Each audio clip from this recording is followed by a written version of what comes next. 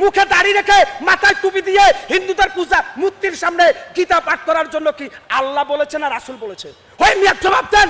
জামাতের আমিরকে আমি প্রশ্ন করি, বাংলাদেশের ধর্মপ্রাণ মুসলমানের আবেগ নিয়ে খেলবেন না। ভয়ঙ্কর পরিণতির জন্য আপনাদের অপেক্ষা করতে হবে। এবার কিন্তু আন্ডার ফ্যান ধরে টান দিবে ছাত্র জনতা। হিন্দুদের মন্দিরে গিয়ে গীতা পাঠ করেছেন। এই জামাতের আমিরকে আমি প্রশ্ন করি, আপনি হয়তো অনেক বড় একজন আলেম, আপনাকে প্রশ্ন করি, তাহলে তো এটা ধর্ম যার যার উৎসব সবার হয়ে গেল।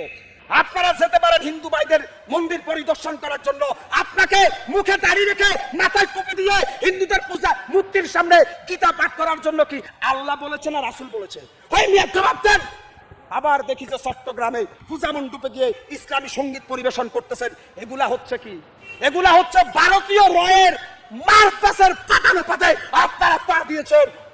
ভয়ঙ্কর পরিণতির জন্য আপনাদের অপেক্ষা করতে হবে।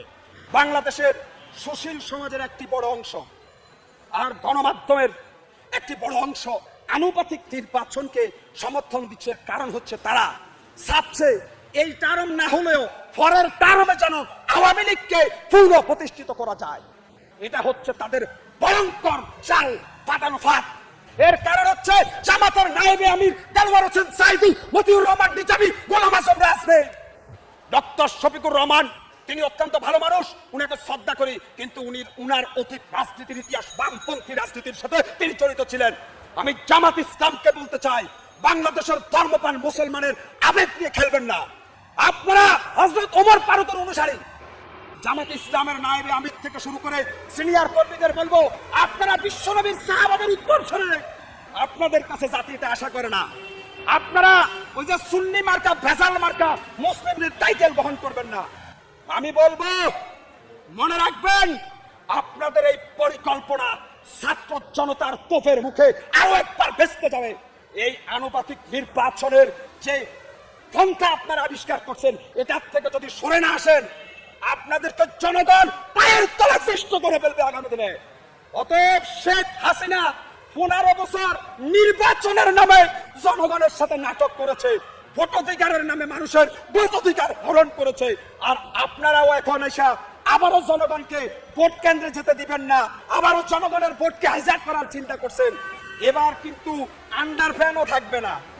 এবার কিন্তু আন্ডার ফ্যান ধরে টান দিবে ছাত্র জনতা। হুঁশিয়ার, সাবধান করে দিতে চাই সুশীল সমাজের তেলবাজ নাস্তিকদের আর হইল গণমাধ্যমের চাটুকার সংবাদ কর্মীদের। আমরা ভারত পার্শ্ববর্তী রাষ্ট্র, ভারতের সাথে সুসম্পর্ক চাই, তবে ভারতকে আমরা প্রভু মনে করি না।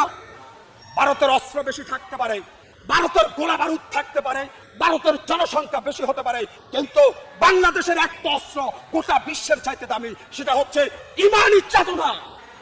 আমরা শাহজালালের উত্তরসূরি, আমরা শরীয়তুল্লাহর উত্তরসূরি। কোন রাম বাম নাস্তিকদের কাছে আমরা মাথা নত করতে পারি না।